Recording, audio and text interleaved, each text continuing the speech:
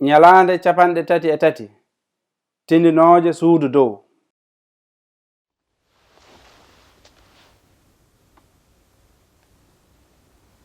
ɓurɗo mawnude e mon yo wayno cukalel, garɗiɗo yo wayno carwowo ni. hol ɓurɗo mawnude, ko carweteɗo o ma ko carwowo o? Ko carweteɗo o wona. gonirmi e hakkunde mon kono carwowo ni. ko onon gonni muñɗunoɓe e am ƴewtindajam fof.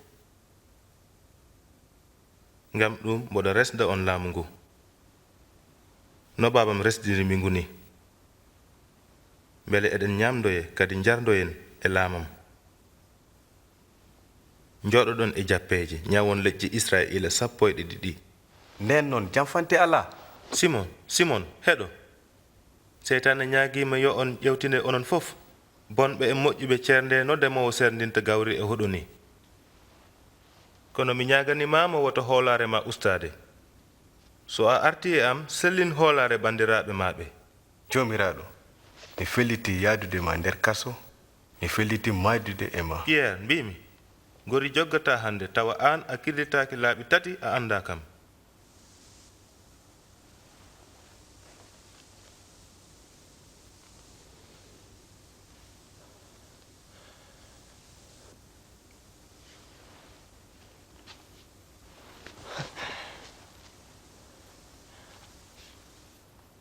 de nelmi on ngala kalis sakkos e paɗe ko ŋakkire ɗon.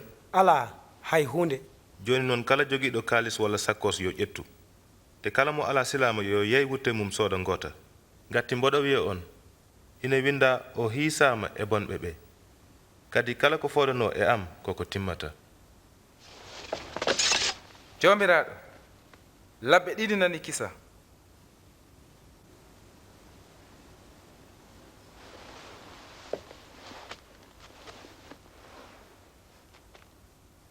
yoni jarani.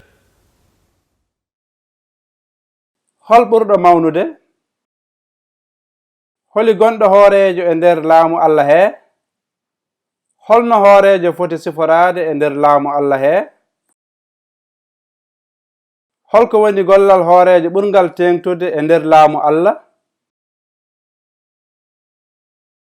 Holno mbaɗiranmi haa mi timmina sarɗiji ɗi Yeesu lelnani jiɗɗo wonde mawɗo e nder laamu Allah?